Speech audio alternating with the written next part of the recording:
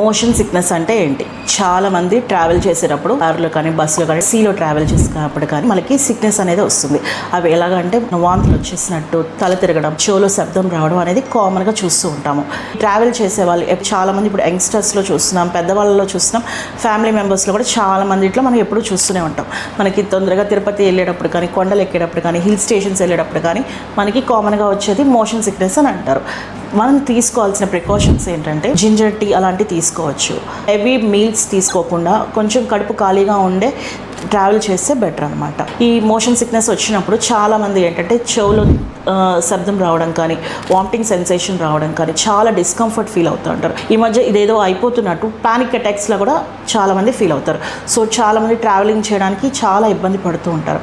మరీ ఇంకా ఇబ్బందిగా ఉంది, నాకు ఇంకా చేయలేకపోతున్నా అంటే సమ్టైమ్స్ అలాంటప్పుడు సినార్జిన్ అనే ఒక చిన్న బేసిక్ ట్యాబ్లెట్ ఉంటుంది.